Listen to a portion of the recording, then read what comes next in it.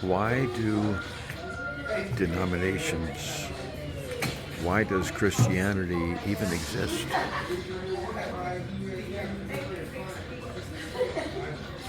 I can't think of any good answers to those questions. I can only think of really, really, really bad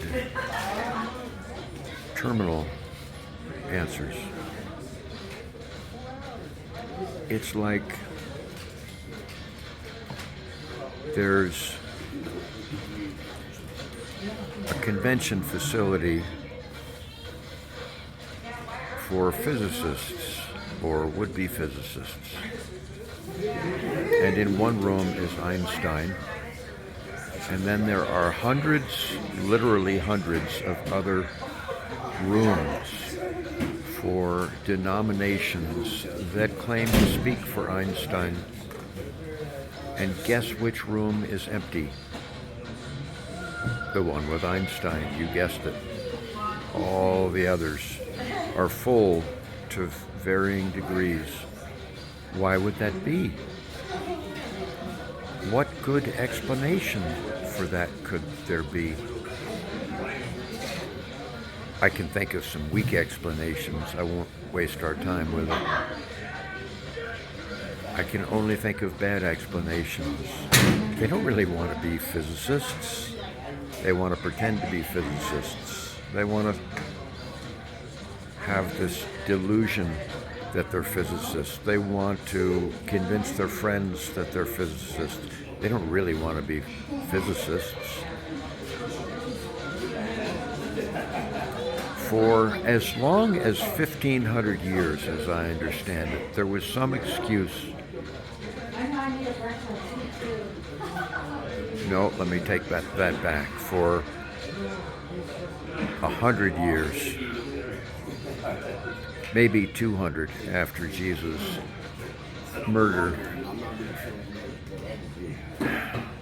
there was an excuse for Christianity, and that is that there had been no serious attempt to write down Jesus' teachings, and no ability to do so, I suspect. Then there was about 1,300 years of really, really, really, really bad, no excuse behavior.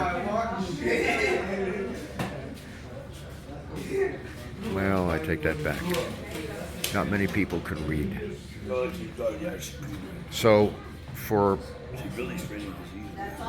1,500 years after Jesus' murder, there was an excuse for Christianity, that people couldn't read, and to hear about Jesus, they needed people to verbally render, that is, the few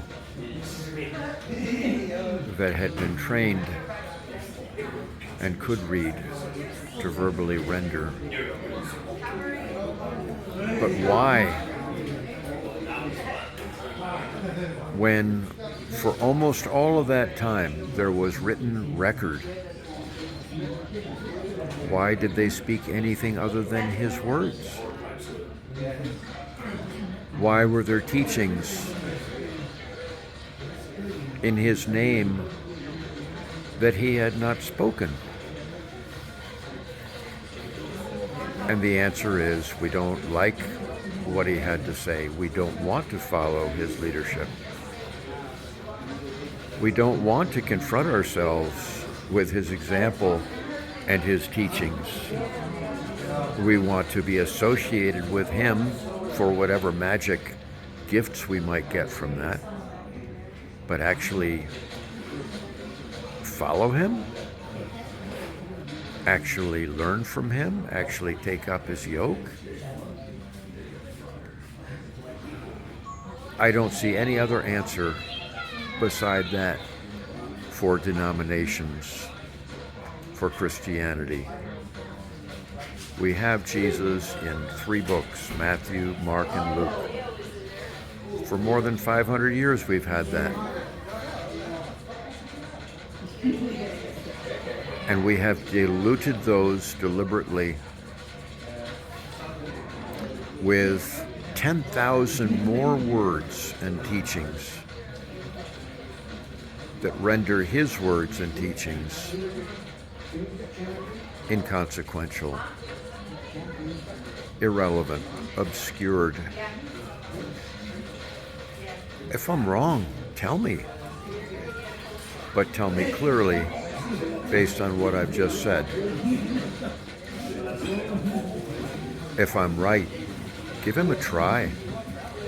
Matthew, Luke, and Mark. And if you can read John through the lens of Matthew, Luke, and Mark, then John too. John also. But if not, just Matthew, Luke, and Mark.